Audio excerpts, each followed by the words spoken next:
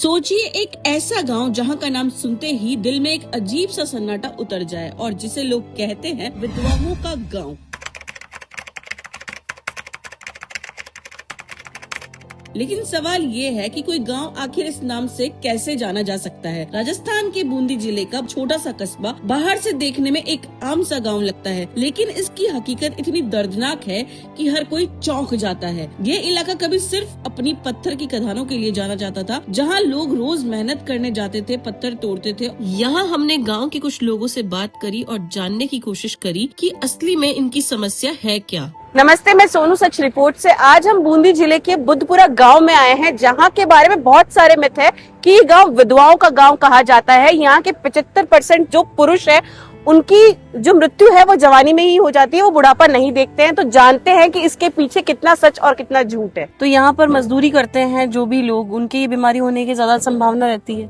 बीमारी तो ये हम भी कर रहे, धंधा हमारा तो ही नहीं। कहते हैं कि यहाँ पर 75% महिलाएं हैं जो विधवा है, कि यहाँ पर मतलब विधवाओं का गांव करके बुद्धपुरा को फेमस कर दिया गया है। तो क्या ये चीज सच है? और अगर है तो कहा जाता है कि यहाँ पर जो मजदूर है उनको सिलिकोसिस करके जो बीमारी है वो हो जाती है, उसकी वजह से ये प्रॉब्लम होती है। तो आपका क्या कहना है इस बारे में? अधिकतर तो लोग क्या मजदूरी करते हैं, आने के बाद में मजदूरी से ये लोग क्या करते हैं कि शराब पीते हैं और उससे पीड़ित होकर मर जाते हैं। कुछ लोग हैं सिलिकोसिस पीड़ित, बाकी तो अपनी गलतियों से मरे हैं, शराब पी करके, टाइम पे खाना वगैरह नहीं खाना। तो सिलिकोसिस कितना बड़ा मुद्दा है इस गांव के लिए, ये मैं आपसे जानना चाह रही थी। और सरकार का क्या योगदान रहा है इस चीज से, मतलब इस बीमारी को दूर करने के? सरकार टाइम पे पेमेंट देती है, पैसा देती है इनको, जिसको सिलिकोसिस घोषित हो जाती है तो सरकार 5 लाख रुपए देती है। सिलिकोसिस घोषित हो जाती है 3 लाख रुपए देती है, मृत्यु के बाद में 2 लाख रुपए देती है। गवर्नमेंट की तरफ से पैसा आता है, फंड आता है, पैसा आता है ना। तो मतलब समस्या ये है कि सिलिकोसिस से ज्यादा शराब एक वजह है यहाँ पर। वो शराब पीते हैं, शराब की वजह से हो ही जाना, क्या पता किस वजह से हो। सेफ्टी के लिए तो देते ना, माइंस एरिया में देते, टोपे देते थे, बाकी ये कारीगर नहीं लगाते, क्या करें, लगाते नहीं है। नहीं, मैं यहाँ देख पा रही हूँ कि यहाँ पर फीमेल्स बराबर काम कर रही है। हाँ। मतलब फीमेल्स भी बराबर काम कर रही है, पर आदमी के साथ समस्या ये है कि आदमी काम करता है, मजदूरी करता है और उसके बाद वो शराब पीता है। शाम को शराब पीता है, शाम की शराब पी लेते पीता है, उसका जो स्वास्थ्य होता है वो ठीक नहीं हो पाता है कहीं ना कहीं तक। हाँ। तो जो सिलिकोसिस है उसको ब्लेम ना किया जाए, मतलब मजदूरी तो करनी पड़ेगी इंसान को। मजदूर कर रहे हैं ना, औरत भी देखो तो कर रही है मजदूरी है।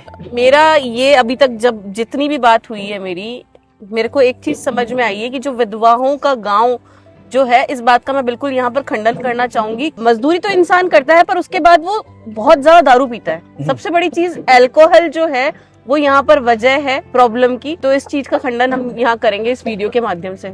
यहाँ सर्वे के दौरान आज एक अहम मुद्दा हमारे सामने आया कि सिलिकोसिस के साथ साथ इस गांव का एक और दुश्मन है, जो है शराब। लोगों में स्वास्थ्य के प्रति जागरूकता का अभाव होने के कारण वो रोज अपनी कमाई राशि को इस गलत आदत में लगा देते हैं और धीरे धीरे वो इनकी जिंदगी को खा जाती है। यही वजह है कि यहाँ महिलाओं की अपेक्षा पुरुषों की मृत्यु दर अधिक है। इसीलिए बुद्धपुरा को लोग आज विधवाओं के गांव के रूप में भी जानते हैं।